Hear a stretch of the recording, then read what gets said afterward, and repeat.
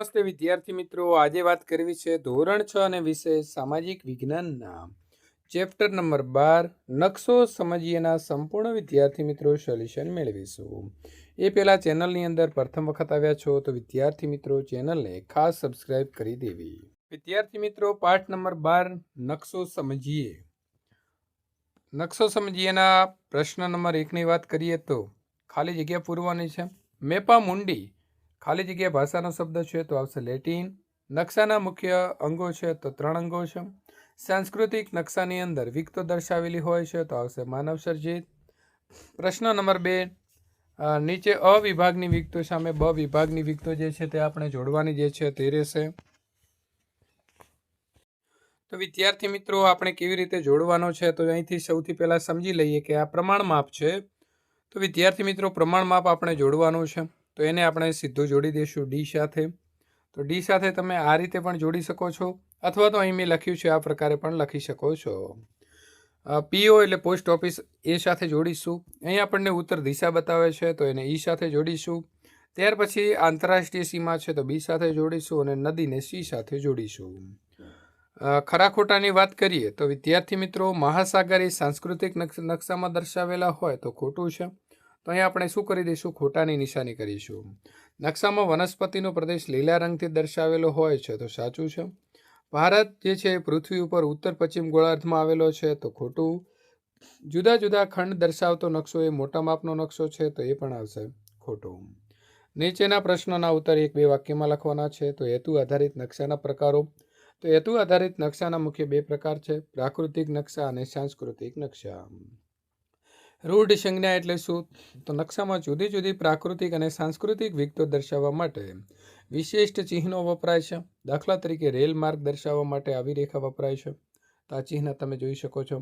કેન્દ્ર શાસિત પ્રદેશ કોને કહેવાય? તો કેન્દ્ર સરકારના પ્રદેશ હેઠળના જે પ્રદેશ છે તેને કેન્દ્ર શાસિત પ્રદેશ કહેવામાં આવે છે. પ્રશ્ન નંબર 5, નીચેના પ્રશ્નોના ઉત્તર ટૂંકમાં આપો. પ્રાકૃતિક અને સાંસ્કૃતિક નકશા વચ્ચેનો તફાવત જણાવો.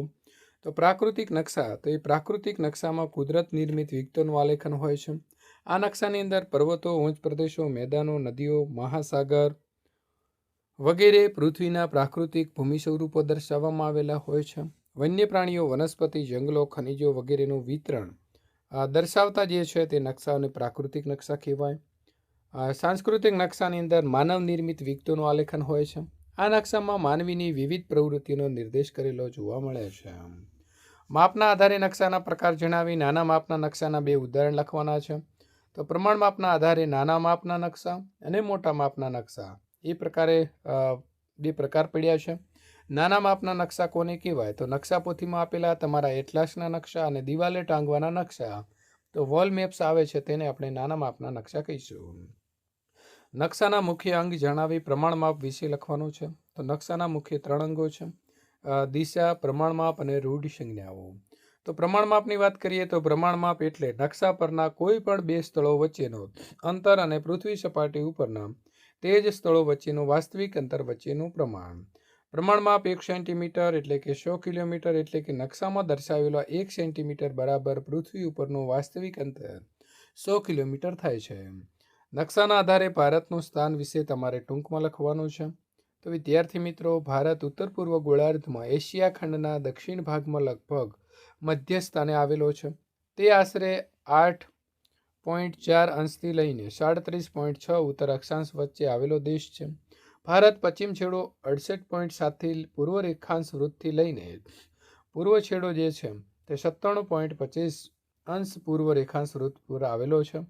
ભારતની લગભગ મધ્યમાંથી કર્કવૃત્ત જે છે તે વિદ્યાર્થી મિત્રો 23.05 ઉત્તર અક્ષાંશ વૃત્તમાંથી પસાર થાય છે. ભારતના મધ્ય ભાગમાંથી પસાર થતા 82.5 પૂર્વ રેખાંશ વૃત્તનો સ્થાનિક સમયને ભારતનો પ્રમાણ સમય ગણવામાં આવે છે. ભારત એક વિશાળ દ્વીપકલ્પ છે. તેની પશ્ચિમે અરબ સાગર, દક્ષિણે હિન્દ મહાસાગર અને પૂર્વે બંગાળાનો ઉપસાગર એટલે કે બંગાળાની ખાડી આવેલી છે. ભારતની વાયવ્ય સીમા પાકિસ્તાન અને અફઘાનિસ્તાન, ઉત્તર સીમાએ ચીન, નેપાળ અને ભૂટાન, પૂર્વ સીમાએ બાંગ્લાદેશ, મ્યાનમાર અને દક્ષિણે શ્રીલંકા દેશ આવેલો છે. ભારતની ઉત્તરે હિમાલય પર્વતમાળા આવેલી છે. પ્રશ્ન નંબર 6, નીચે આપેલા નકશાનું અવલોકન કરી ઉત્તર આપો. તો આ માહિતી મિત્રો વર્ષ 2019ના આરંભ સુધીની છે. તો એની અંદર જેટલા ફેરફારો આવી ગયા તે આપણને નકશો આપ્યો છે. હિમાલય પ્રદેશ રાજ્ય ભારતની કઈ દિશામાં છે? તો ઉત્તર દિશામાં. મધ્યપ્રદેશ રાજ્ય ગુજરાતની કઈ દિશામાં છે? તો આવશે પૂર્વ દિશામાં. અરુણાચલ પ્રદેશ રાજ્ય ભારતની કઈ દિશામાં આવેલું છે? તો ઉત્તર પૂર્વ દિશામાં આવેલું છે. કેરળ રાજ્યની ઉત્તર દિશાએ કયું રાજ્ય આવેલું છે? તો કેરળની ઉત્તર રાજ્યે કર્ણાટક આવેલું છે. ગુજરાતની દક્ષિણ દિશાએ કયો કેન્દ્રશાસિત પ્રદેશ આવેલો છે? તો મિત્રો દમણ કેન્દ્રશાસિત પ્રદેશ આવેલો છે. મિત્રો આ પ્રકારે જો તમે સોલ્યુશન મેળવવા માંગો છો તો અહીં નીચે ડિસ્ક્રિપ્શનની અંદર આપેલી જે લિંક છે તેના ઉપર ક્લિક કરીને મિત્રો સોલ્યુશન મેળવી શકો છો.